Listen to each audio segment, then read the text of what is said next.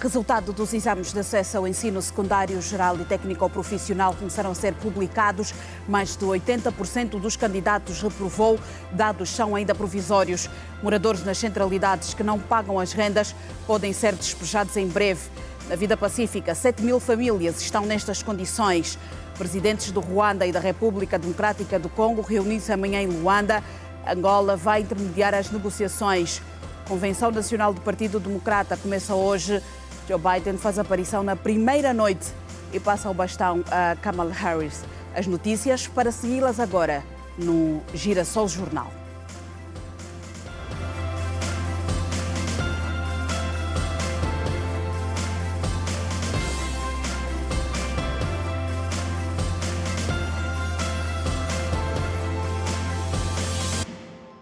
Muito boa noite. Começaram a ser divulgados os primeiros resultados dos exames de acesso ao ensino secundário geral e às escolas técnico-profissionais. Os resultados provisórios indicam uma alta taxa de reprovação. Mais de 80% dos candidatos não aprovou, situação que preocupa pais, encarregados de educação e os próprios candidatos.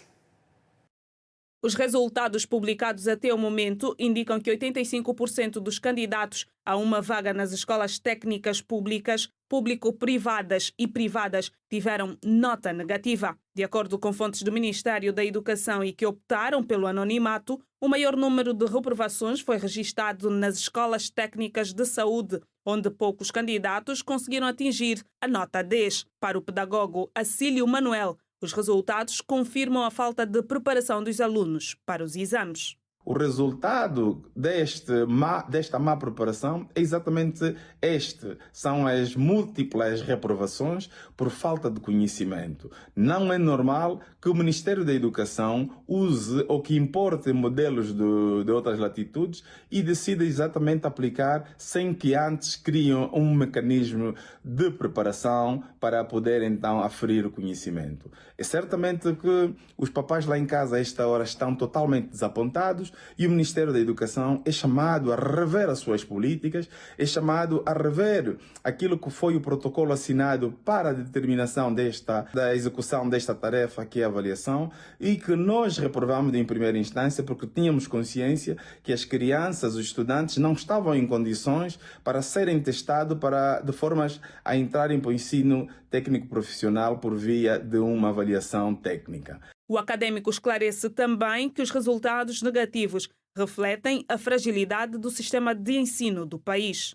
Os nossos estudantes, tivemos que levar em consideração, dentro da nossa região, são estudantes que têm menos competências.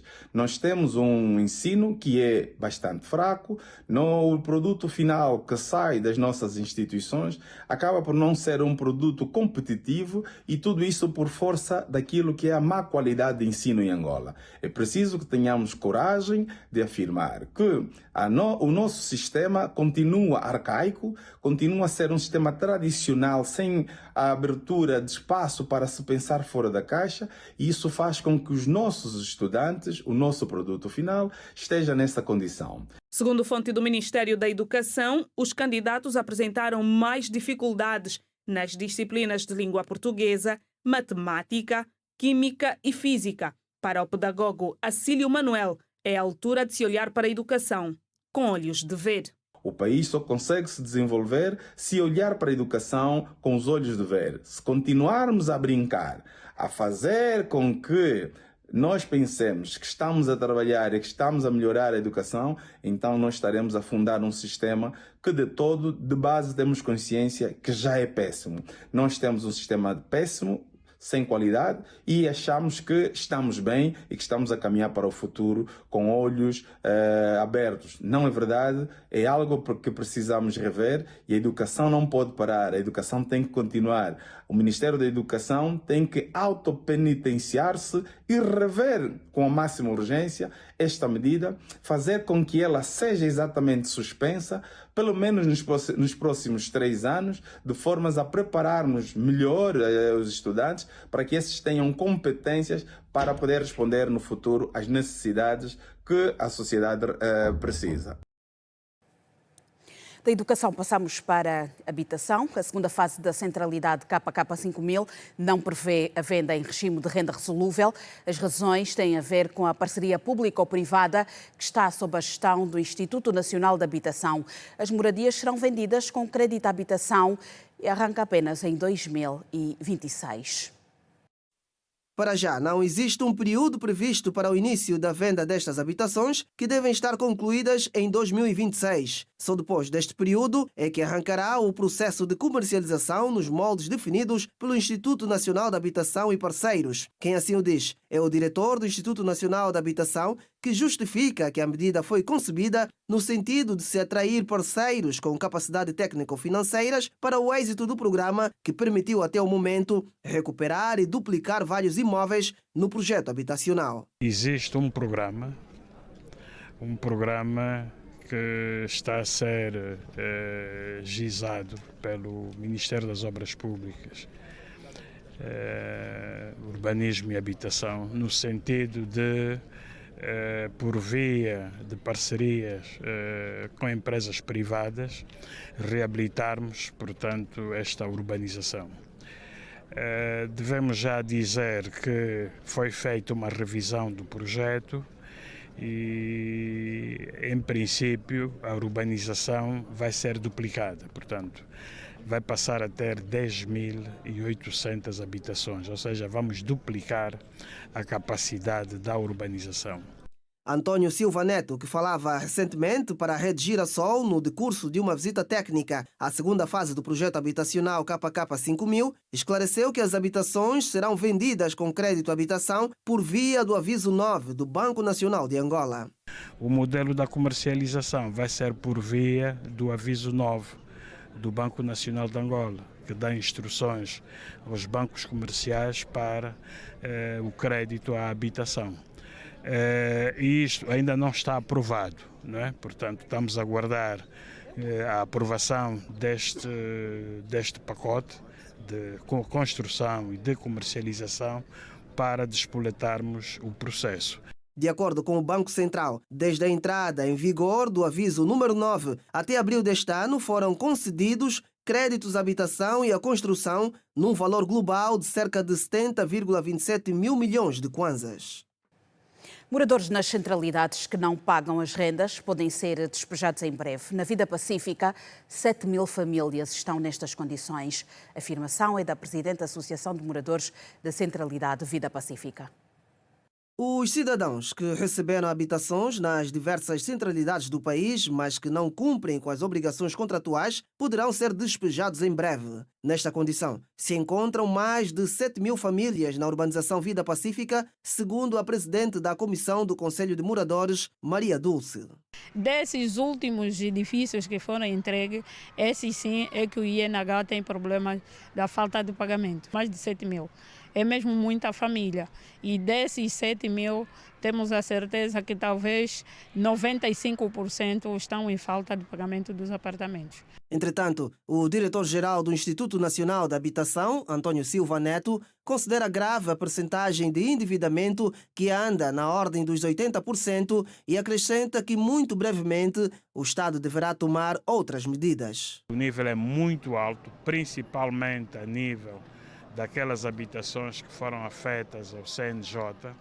Podemos aqui dizer mesmo que este incumprimento está na ordem dos 80%. É gravíssimo. A chamar a atenção às pessoas que assinaram um contrato, né, e que é necessário honrar com este contrato. Né? E então ainda estamos nessa fase. A fim do prazo, são já questões do fórum jurídico, né?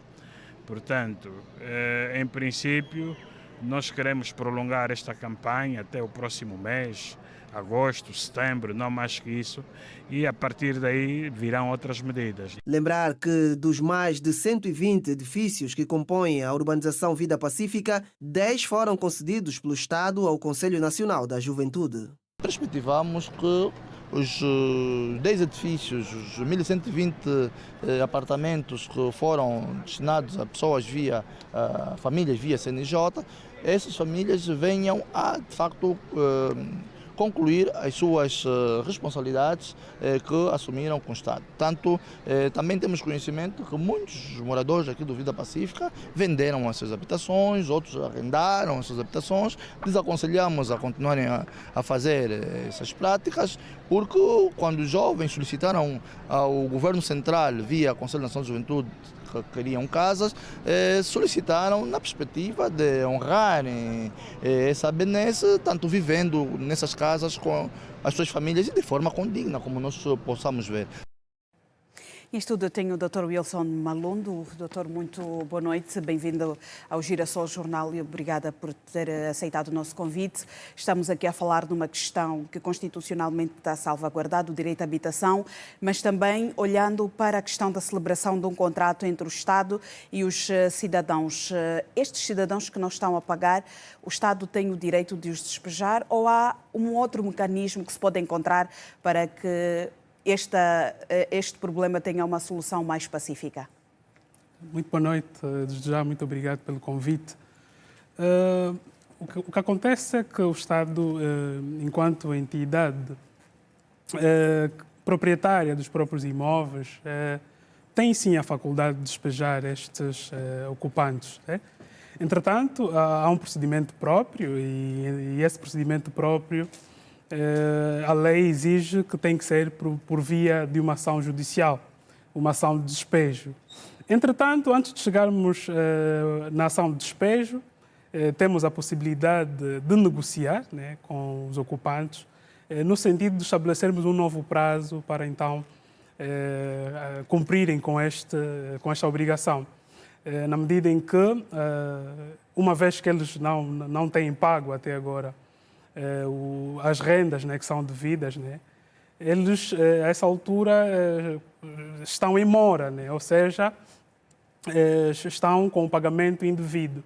Mas a mora, por si só, não quer dizer, ou não significa ainda incumprimento, porque o incumprimento dá-se apenas, nos termos do artigo 888 do Código Civil, por exemplo, dá-se apenas quando o credor perde o interesse nas rendas, que não é o caso, porque o Estado tem todo o interesse que as pessoas permaneçam, então ainda tem interesse nessas rendas. E, entretanto, quando se estabelece também um prazo para o pagamento e o devedor, nesse caso os ocupantes, não pagarem. Então, aí sim já haverá lugar a esta ação. Nestes casos, diz que tem que ser pela via judicial para se fazer a resolução deste problema. As pessoas estão num momento económico difícil. Cabe aqui o bom senso, quer das próprias pessoas e quer também do próprio Estado? Na verdade, há sempre, né? E se chegamos a essa possibilidade, ou se o Estado levanta essa possibilidade, é porque chegamos a um nível tal que as coisas provavelmente podem estar a não correr muito bem e talvez podemos aqui dizer que já numa situação insustentável. Porque as partes têm sempre possibilidade de negociar e aqui, né, tendo em conta essa possibilidade que a lei dá, então acredito eu que as partes poderão sentar e encontrar um acordo para efetivamente chegarem a uma melhor resolução desta situação. Doutor, uma das questões que se levanta, ou que se levanta neste caso, tem a ver com os pagamentos já feitos. Caso se avance para o despejo, como é que ficam os pagamentos já feitos? São legítimos ou tem de haver o pagamento destas mesmas rendas já feitas? Exato. Sim, aqui nós temos, digamos assim, que perceber a natureza do contrato que foi celebrado. O contrato que foi celebrado é um contrato de renda resolúvel, cuja condicionante é que, cumpridos os pagamentos ou cumprida a última prestação, este imóvel passará para a esfera jurídica a título definitivo do ocupante. Então, uma vez que se trata de rendas, né, e as pessoas ocupam efetivamente esses imóveis, esses pagamentos feitos consideram-se a título de rendas, no verdadeiro sentido da palavra. Então, se ocupam, elas não podem considerar que estão a ocupar a título gratuito. Então, não terão, digamos assim, direito à devolução deste valor já pago. Entretanto... Até porque usufruíram também do exatamente. imóvel. Aqui desfrutaram e usufruíram do imóvel. Então, seria um pouquinho injusto depois dizer que eu quero o meu dinheiro de volta, o que, digamos assim, significaria alguma perda por parte do Estado. Então, na verdade, o que vai acontecer é, dependendo do nível de pagamentos, as negociações poderão certamente correr de um ou do outro sentido, num ou noutro sentido. Mas a questão da devolução, queremos nós, salvo a melhor opinião, que efetivamente não será possível. Não se cogita. Exatamente. Doutor, vou agradecer a sua presença. Muito obrigada por cá estar e ajudar-nos também do ponto de vista jurídico a perceber mais sobre esta questão que tem estado na ordem do dia e também tem estado a preocupar as pessoas e também o próprio Estado que precisa de arrecadar receitas. A recente aprovação da proposta de lei que eleva o Icolibengo à categoria de província tem gerado dúvidas entre a população local, já que a região ainda não dispõe de infraestruturas adequadas ao novo estatuto. Eu começo primeiro nas infraestruturas ministeriais. O município do Icolibengo não tem infraestrutura ministerial com capacidade de uma província. Primeiro. E depois muitos outros serviços também, como universidades, centros profissionais e o turismo em si, dentro da província do Icolibengo e muitas outras coisas também. Isso vai exigir mais no corpo do Estado, a administração, é preciso ser governador, é preciso os gastos. Então, se o país não tem dinheiro, como é que se vai dividir mais a província?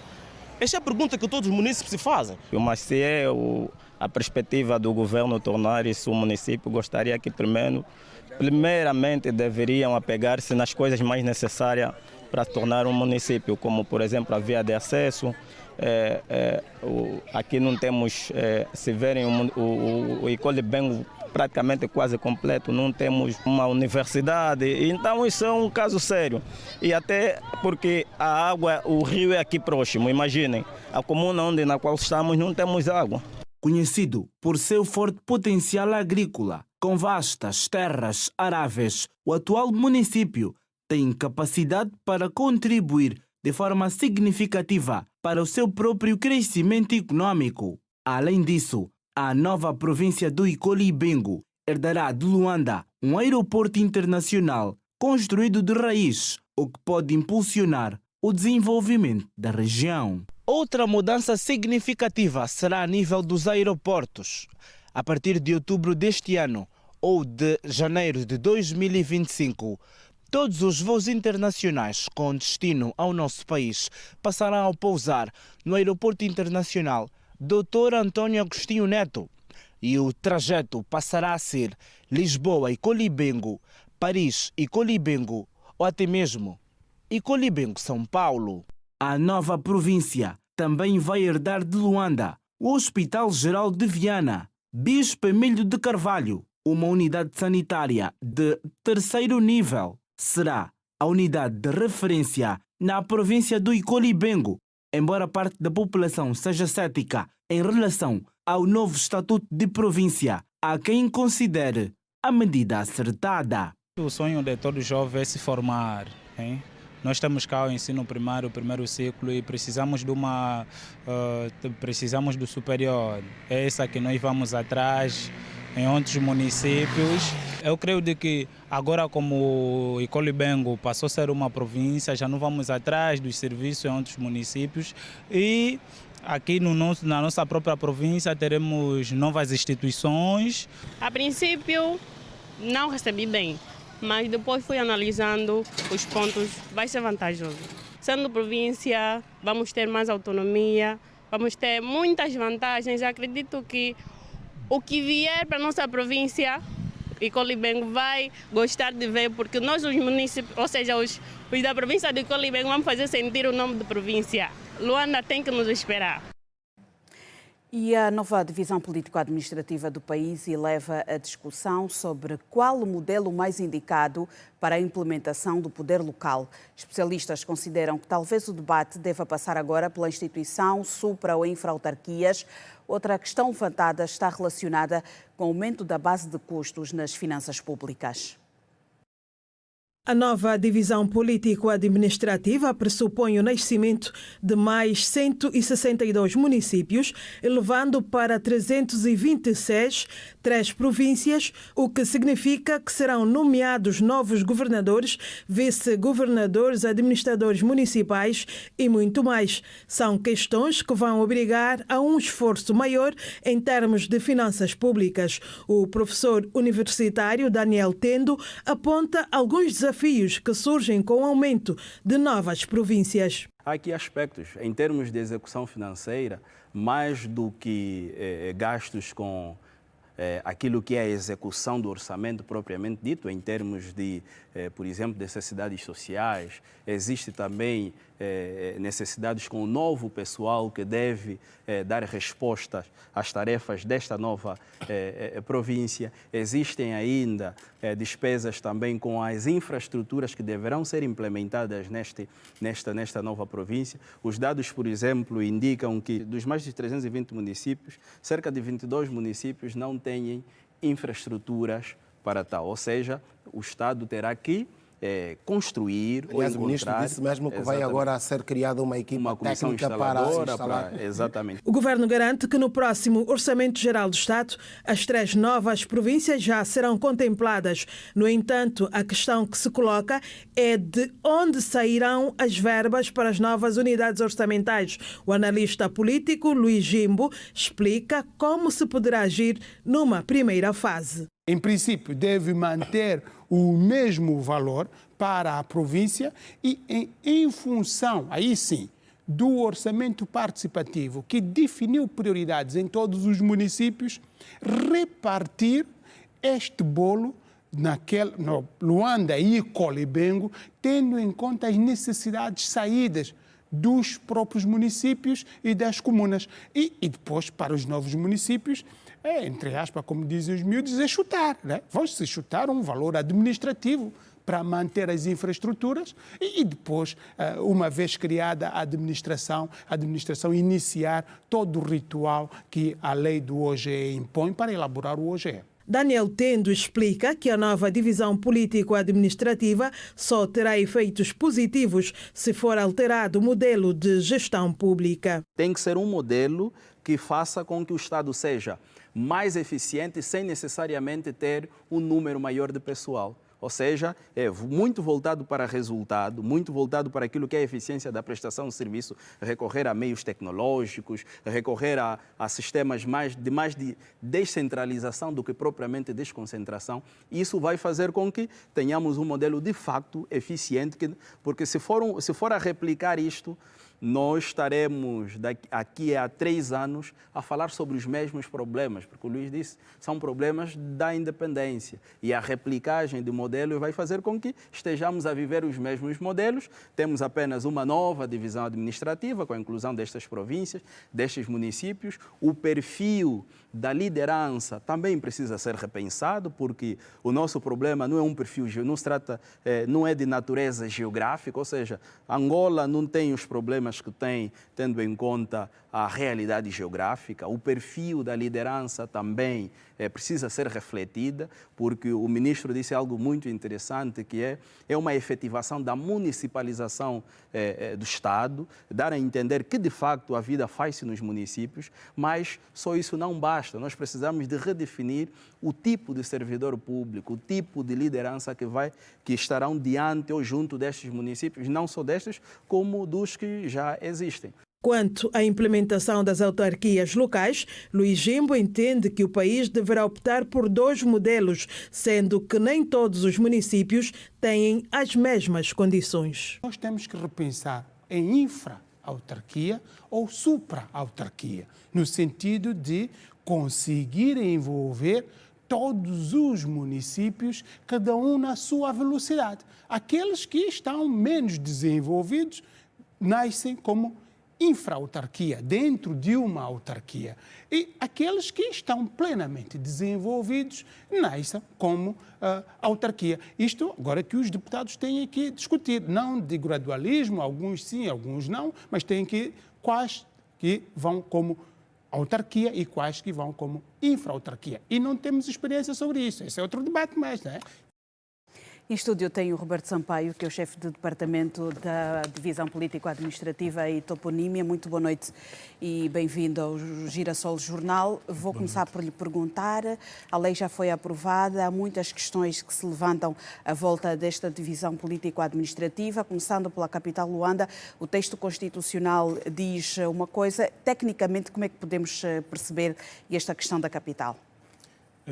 O que foi feito, boa noite, telespectadores, o que foi feito à Lei da Divisão Política Administrativa foi transcrever o que está na Constituição.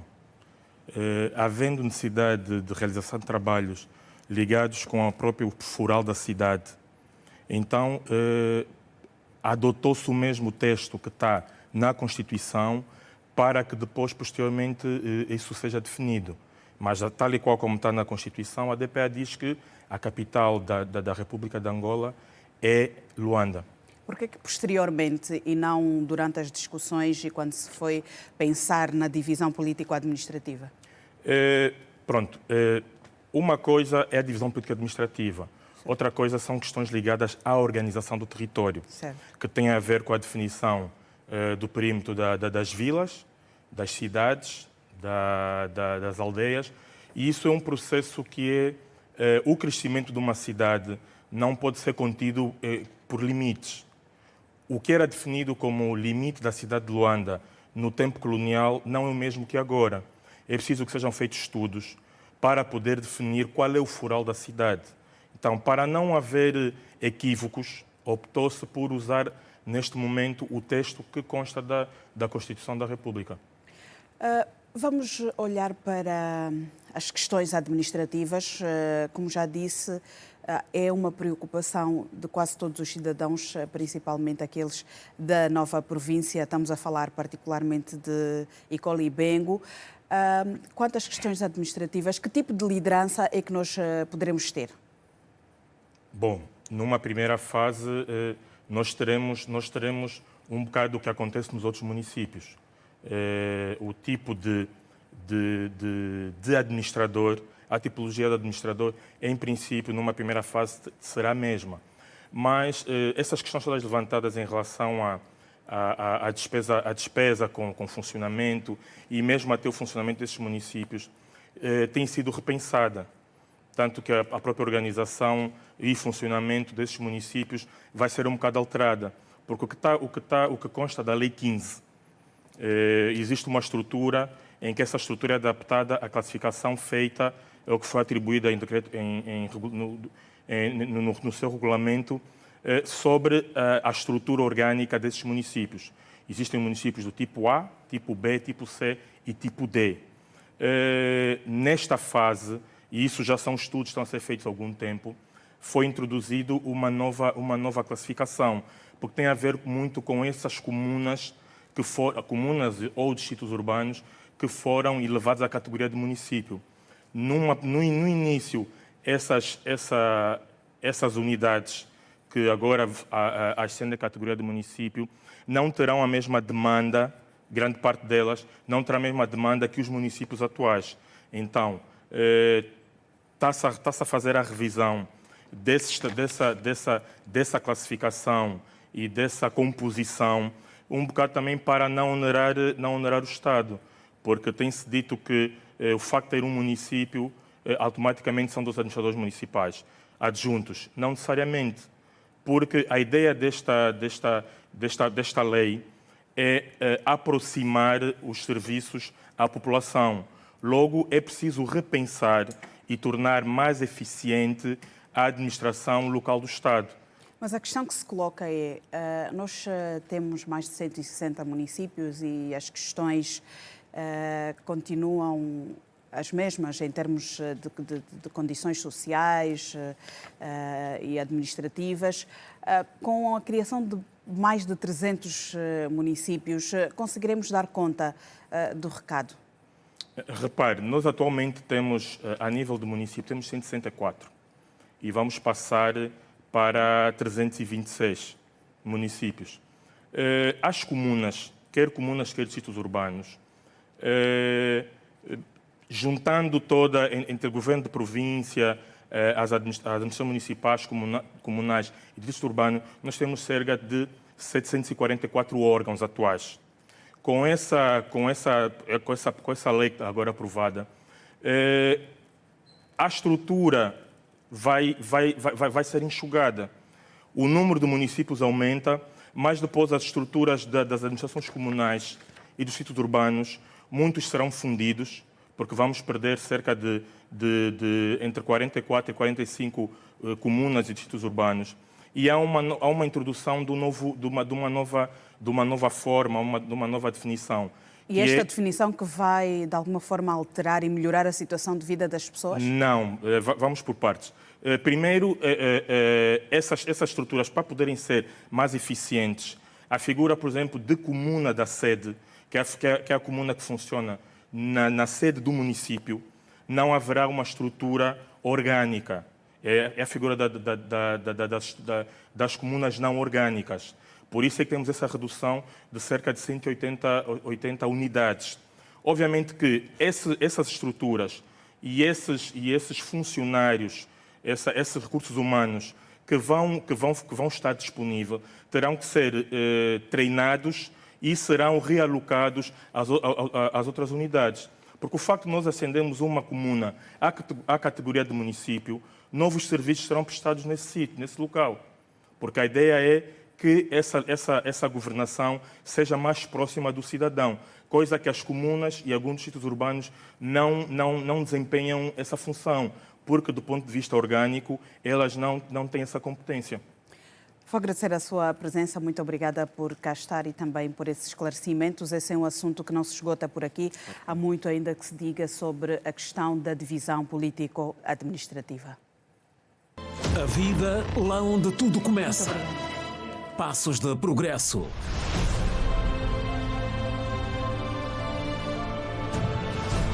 Conquistas e desafios ainda por vencer.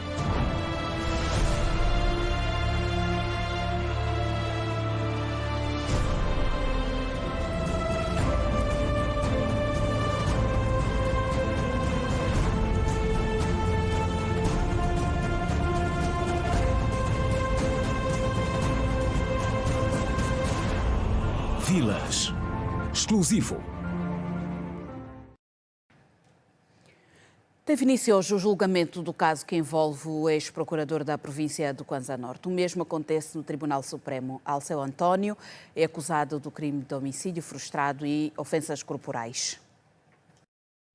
Os fatos datam de 12 de janeiro de 2019, quando o ex-procurador adjunto da República na província do Kwanza Norte, Alceu Olegário Alexandre Antônio, acompanhado da sua esposa, deixavam um evento.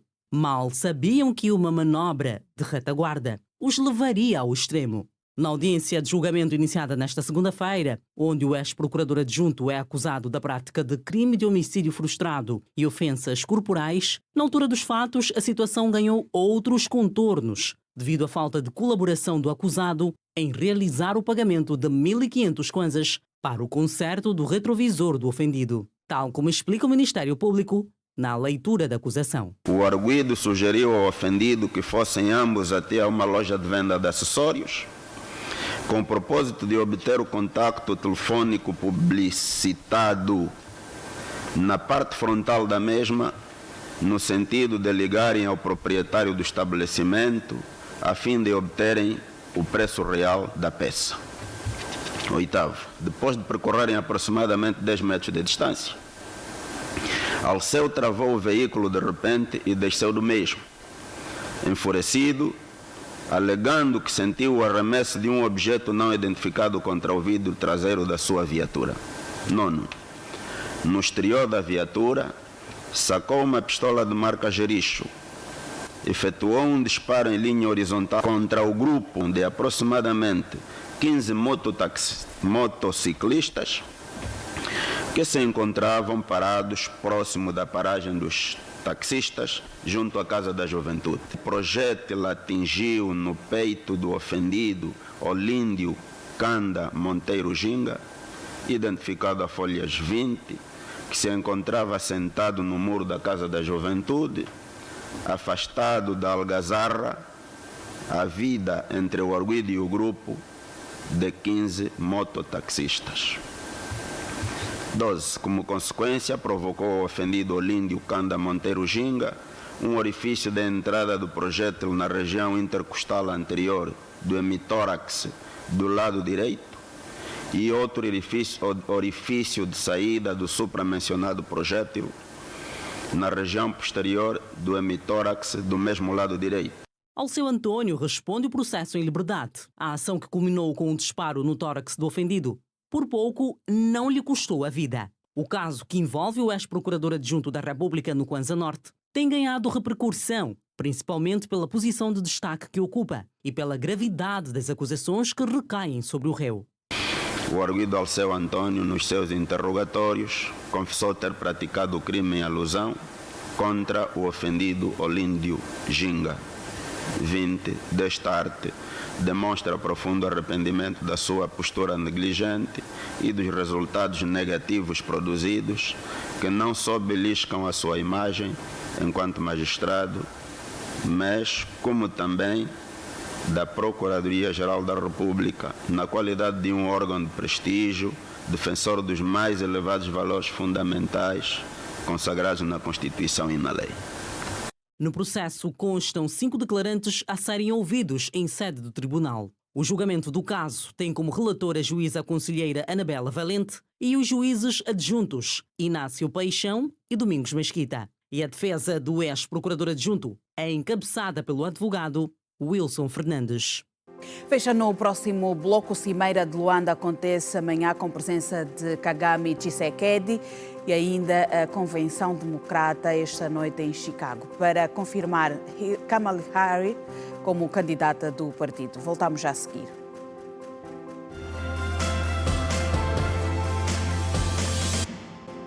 Estamos de volta. Luanda acolhe nos próximos 2 dias uma reunião ministerial entre a República Democrática do Congo e o Ruanda, focada em exclusivo na proposta do presidente João Lourenço para uma paz duradoura na região leste da RDC, palco de um intenso conflito desde 2023. A nova reunião ministerial entre a República Democrática do Congo e Ruanda segue as recentes visitas do presidente João Lourenço a Kigali e Kinshasa, onde entregou uma proposta de acordo de paz para os líderes Paul Kagame e Félix Tshisekedi. O especialista Oivaldo Mboko afirma que a diplomacia é a melhor abordagem para alcançar a paz definitiva na RDC. Neste momento, não são simplesmente as questões diplomáticas que devem ser tratadas, as questões militares também, porque entendemos nós que quando se fala de um cessar-fogo é fundamental que se assegure o cessar-fogo e para se assegurar o cessar-fogo as questões militares são aqui chamadas e o cumprimento das partes para a verificação se de facto o cessar-fogo está a ser cumprido. Eu penso que Angola tem estado a fazer o seu papel, muito em função dos interesses que o Estado angolano também tem, para a paz no leste da República Democrática do Congo. Mboko ressalta que Angola, como mediadora, não pode impor acordos, mas pode sugerir soluções para o conflito. Angola é, sem sombra de dúvida, um dos principais players do continente africano em matéria de gestão e resolução de conflitos. E penso que a proposta apresentada pelo Estado angolano é uma proposta que seja viável. Não sabemos de fundo o que é que está neste acordo de paz duradoura que o Estado angolano apresentou, mas penso eu que os especialistas angolanos e a própria diplomacia angolana fez a construção do perfil do conflito, analisou e com isto apresentou, sem sombra de dúvida, uma proposta que seja viável e que interessa a ambos os Estados. Apesar dos avanços e retrocessos até agora, o especialista considera o M23 um ator importante que não pode ser ignorado.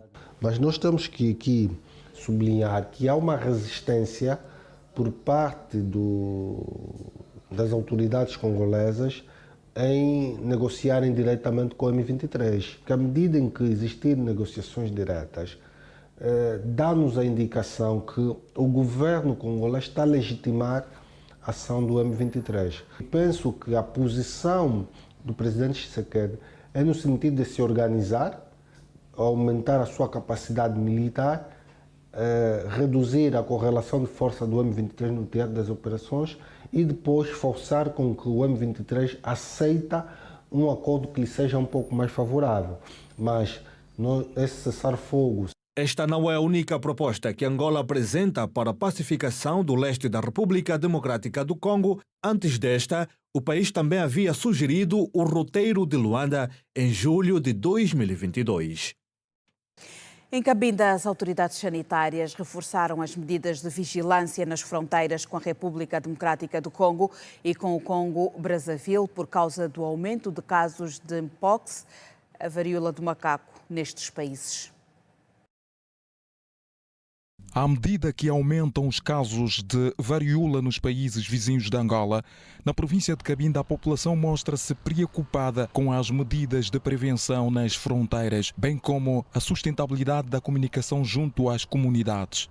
As autoridades sanitárias na província afirmam que já estão de alerta e pedem à população a observar as orientações dadas pelos técnicos de saúde. Graças a Deus, ainda não temos nenhum caso cá. Esperamos não ter também. Nós temos já uma sala de uma cama preparada, né, para aqueles casos suspeitos e que estamos também já com as medidas de prevenção, né, desde os nossos técnicos de saúde, nossos profissionais, e também estamos da educação para a saúde aos nossos utentes, né, do modo geral, em como devem fazer a prevenção para não estarem afetados desta patologia. Para fazer circular a informação sobre os perigos da doença, outros meios de comunicação serão utilizados para alcançar as zonas mais recônditas. Para além da educação da saúde, né, que nós passamos aos nossos utentes, também temos panfletos informativos que, né, vamos já passar para ao redor do hospital, né, naqueles sítios onde temos mais aglomerados de utentes, né, acompanhantes. Pensamos que os pacientes e os nossos acompanhantes estarão melhor informados, né, quando tiverem já os panfletos informativos ao seu dispor. Cabinda entre as províncias sensíveis em relação a esta doença de varíola. Tudo porque faz fronteira com dois países onde os casos já foram detectados, inclusive deram em morte. As autoridades sanitárias desdobram-se, tudo fazem para que medidas de segurança sejam implementadas não só nas fronteiras, bem como na comunicação junto às populações. Quanto à prevenção, primeiramente é preciso destacar que já foram orientados aos nossos profissionais de saúde, não é? Em todos os níveis, desde a atenção primária até a atenção secundária, no sentido de identificar qualquer tipo de lesão que possa aparecer. Mas é preciso também dizer que, na verdade, não podemos nos alarmar com qualquer tipo de lesão que aparecer a nível da pele, apesar da varíola dos macacos, tanto um sintoma principal que é mesmo a lesão que aparece a nível da pele. O que se deve evitar é uma carne de caça. Sabe que a carne de caça, portanto, a carne do macaco, não é? Este é a carne, o agente principal da transmissão dessa doença. O governo provincial de Cabinda promove esta semana um encontro multissectorial que irá definir novas estratégias de prevenção da doença. E vamos seguir. Michelina Fernandes, uma adolescente na Lunda Norte, colocou nas redes sociais o apelo de um vídeo que tornou-se viral. A jovem conseguiu resolver o problema. Precisava, com maior urgência, de obter o bilhete de identidade para garantir a inscrição no ano letivo de 2024-2025, pelo que conseguiu. A estudante Michelina Adão procurou o Gabinete Provincial da Ação Social, Família e Igualdade de Gênero de Luanda para resolver a questão da falta de documentos e garantir uma vaga no próximo ano letivo. O gabinete atendeu prontamente à solicitação e entrou em contato com um parceiro na província da Luanda Norte, onde Michelina foi registada. Usamos todas as diligências possíveis. Tão logo no dia 12 do mês em curso recebermos essa comunicação do GASFIG Luanda, entramos em conexão com a Delegação Provincial da Justiça e Direitos Humanos e concomitantemente a Delegação Municipal da Justiça do município de Kaungula, que fez então a emissão da cópia integral da menina Michelina e também a cédula pessoal. E hoje viemos cá pessoalmente para fazer a entrega deste. O gabinete de Luanda entregou formalmente à estudante a certidão de nascimento e uma cópia integral do seu registro. A diretora provincial da Ação Social da província da Luanda Norte trouxe pessoalmente estes documentos e a menina Michelina já tem os seus documentos, já poderá então efetuar a matrícula para ingressar no ano letivo 2024 e também poder tratar o bilhete de identidade, que com nosso apoio. Em seguida, Michelina foi encaminhada ao posto de identificação do Kazenga para obter o bilhete de identidade. Sinto muito alegre e grata a todos os que me ajudaram, em especial o senhor governador. E é só de agradecer e vou levar para a vida porque é impossível conseguir pagar toda essa generosidade. Com o bilhete de identidade em mãos, Michelina agora pode ingressar no ensino médio no ano letivo 2024. Operação policial. Jovens desenterram ossadas humanas. Em destaque.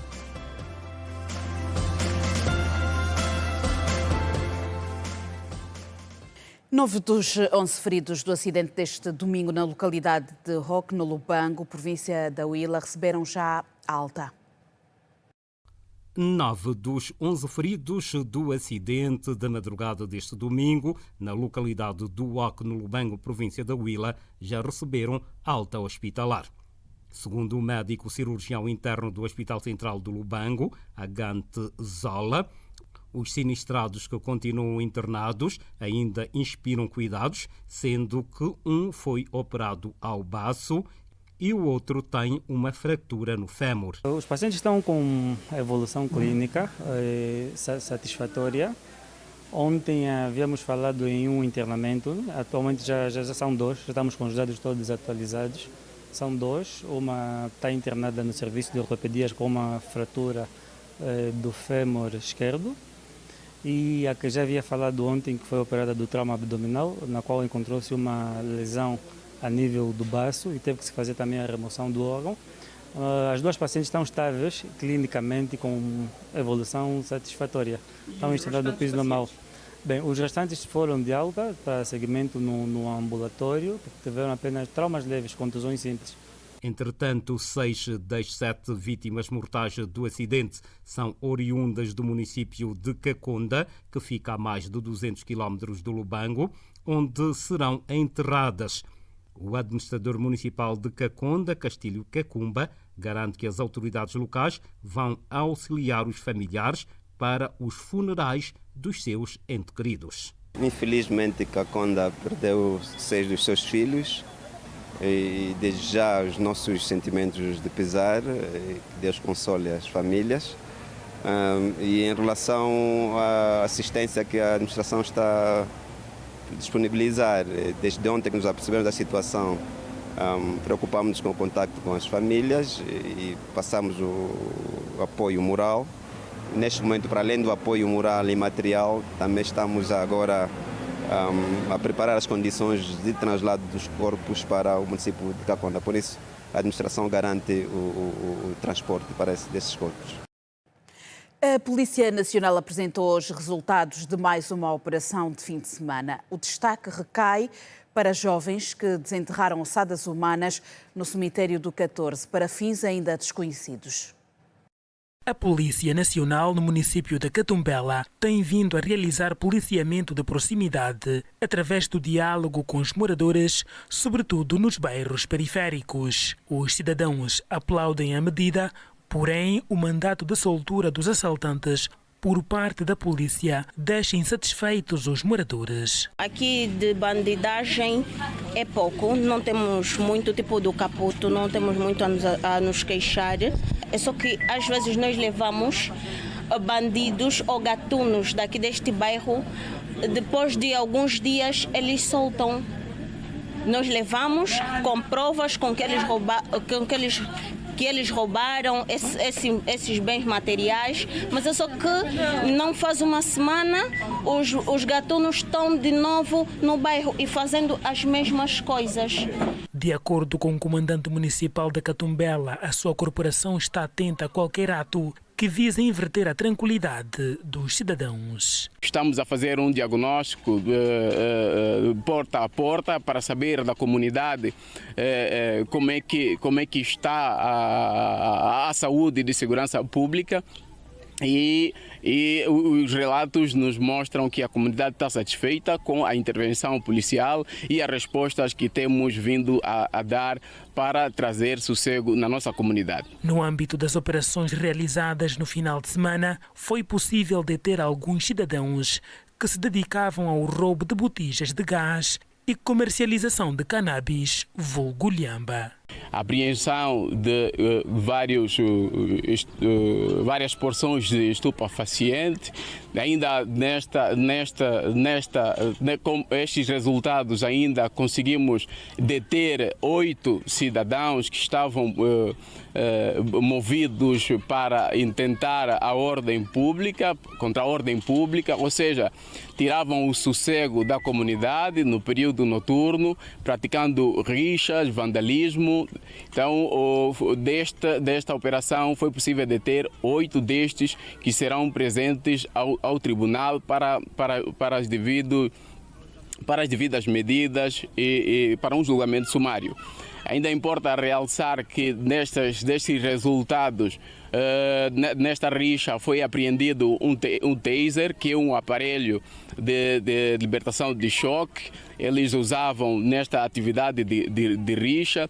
E o conselho que deixamos é que a comunidade deve participar, deve confiar à polícia que tem.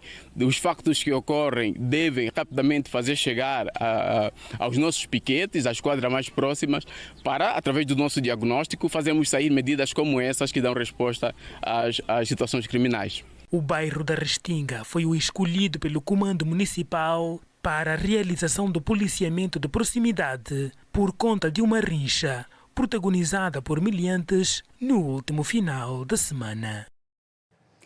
Atualidade internacional. O governo do Sudão declarou a epidemia de cólera no país. A medida do governo é anunciada depois das autoridades sanitárias terem detectado mais de 300 casos da doença nas últimas semanas.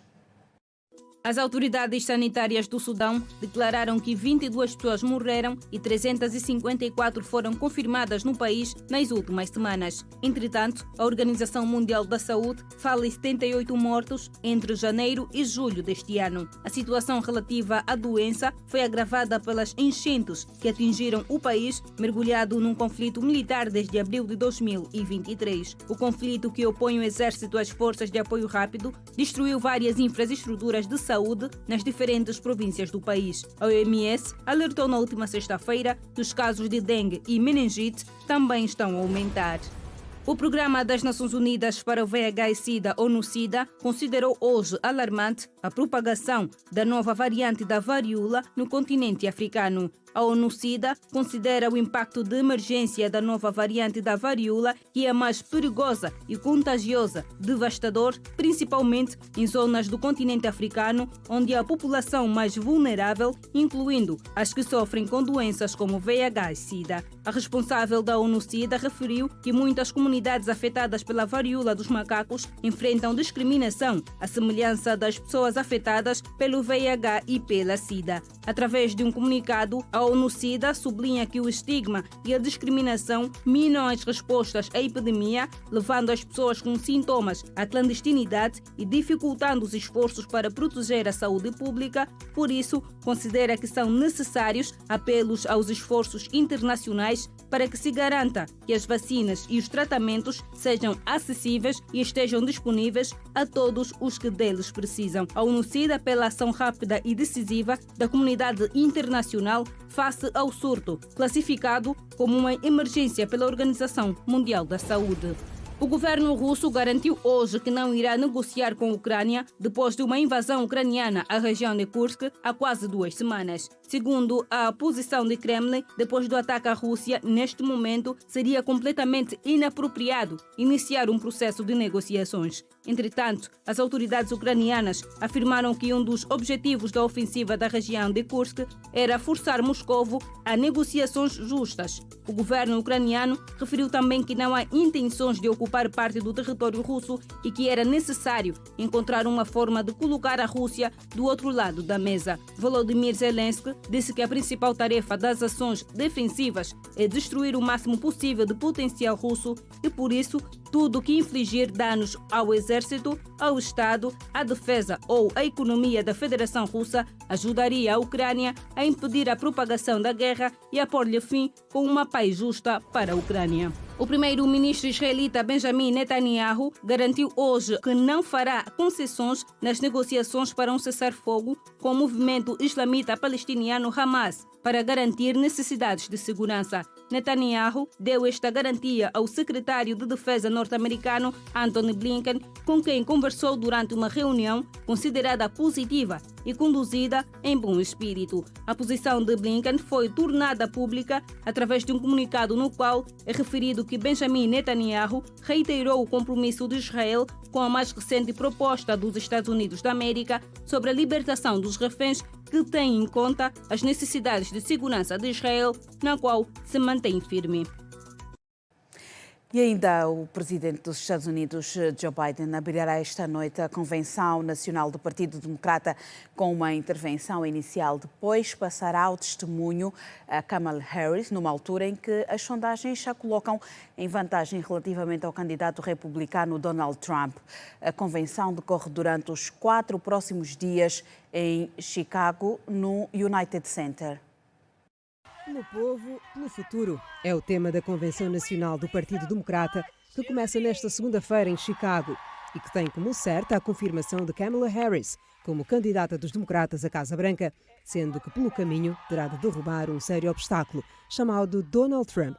As sondagens em vésperas da convenção dão vantagem à ex-procuradora e atual vice-presidente e candidata à presidência, e que poderá vir a ser a primeira mulher a entrar na Sala Oval como presidente dos Estados Unidos.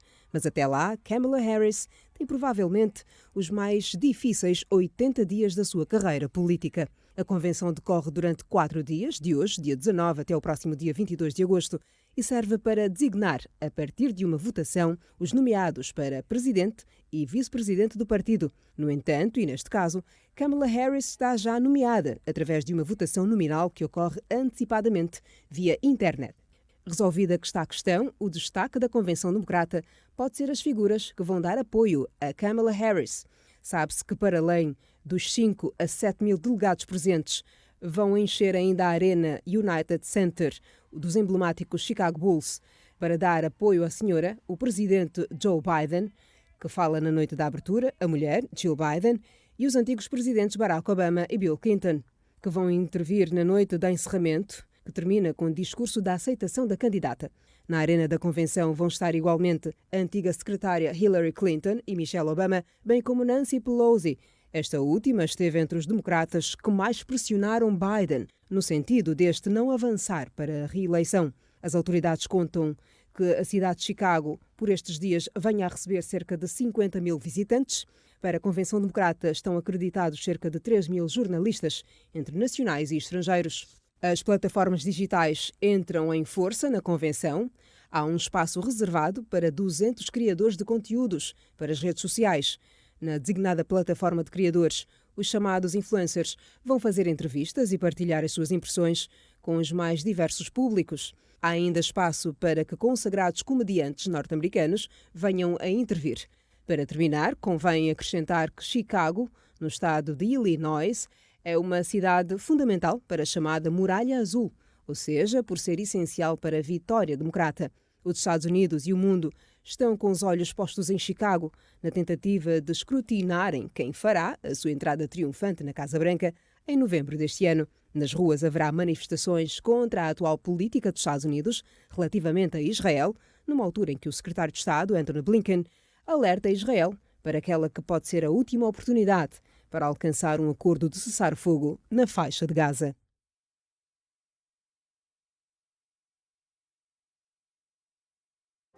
Daqui a pouco, mais de 100 crianças de um centro de acolhimento carecem de apoio. Veja também a atualidade desportiva dentro e fora do país. Voltamos depois de uma curta pausa. Volte connosco.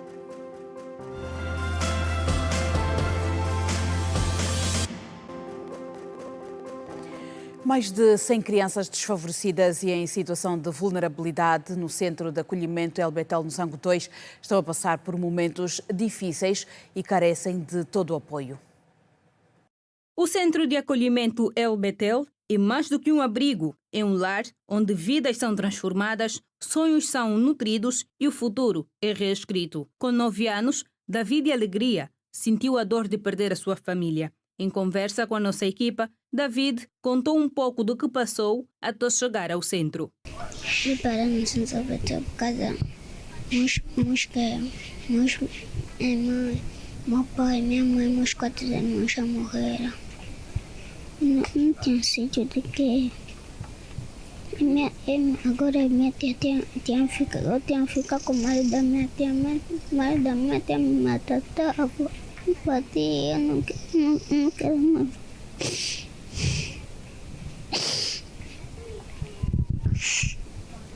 Saí da casa por causa que ele tinha me maltratava muito. Fiquei 6 dias na rua, depois uma moça me quer me adotar, depois me levou na desmitação. Com mais de 18 anos de existência, o Centro El Betel tem sido um lar para muitas crianças e jovens adolescentes.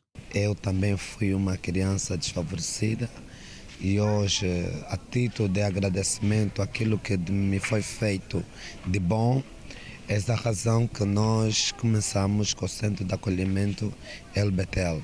18 anos que nós estamos aqui nesse trabalho, ajudar as crianças e jovens desfavorecidos. O Centro de Acolhimento El Betel acolhe mais de 100 crianças em situação de vulnerabilidade.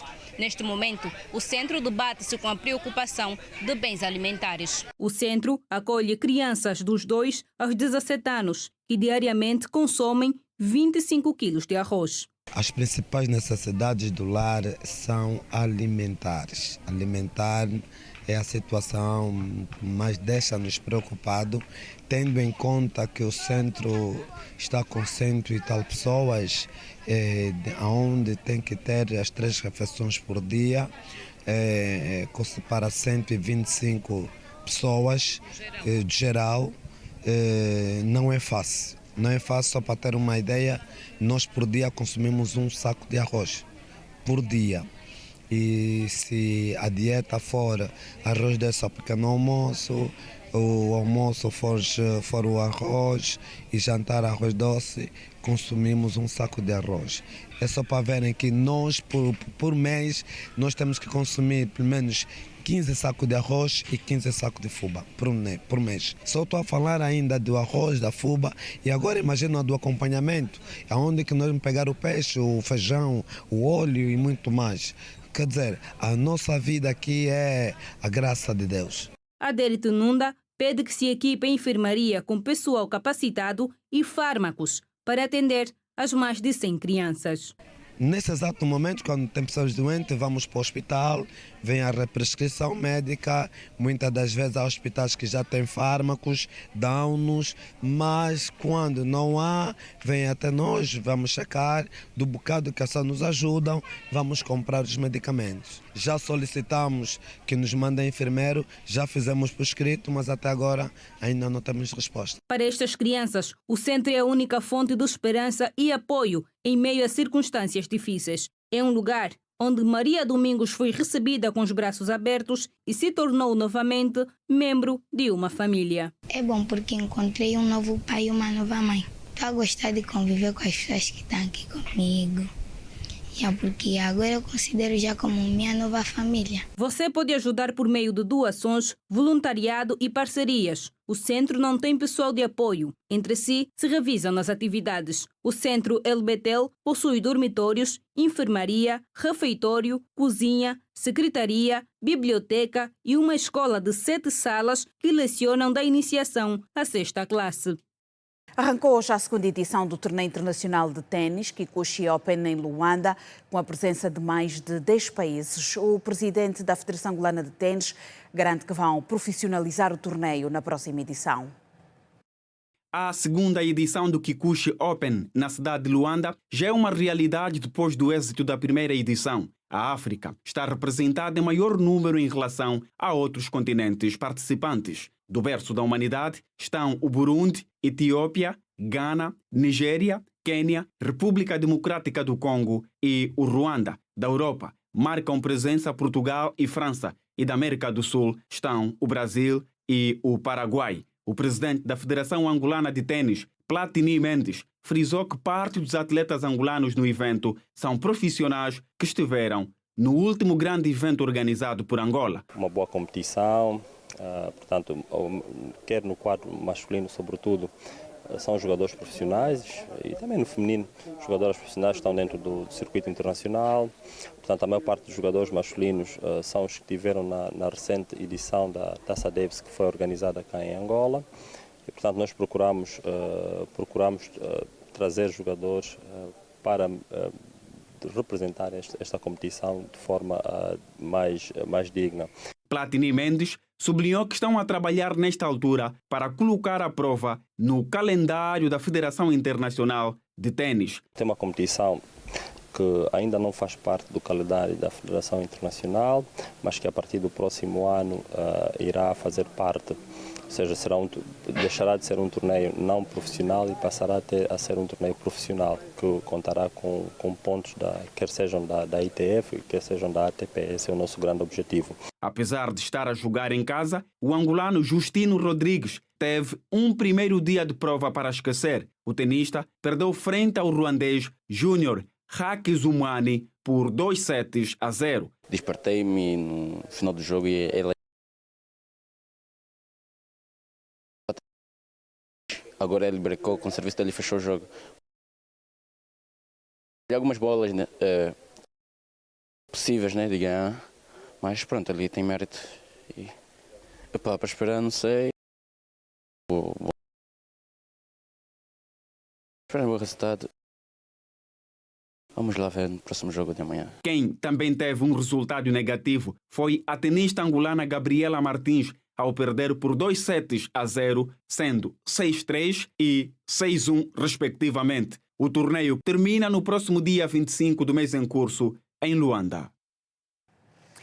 E assim encerramos o Girassol Jornal desta segunda-feira. Daqui a pouco vai acompanhar o debate Girassol, humanização do serviço de saúde, desafios e avanços. É o tema desta segunda-feira. O Alberto Capitão está já com os seus convidados para mais um debate à segunda-feira. Obrigada pela sua atenção. Amanhã, à mesma hora, neste mesmo canal. Passe bem.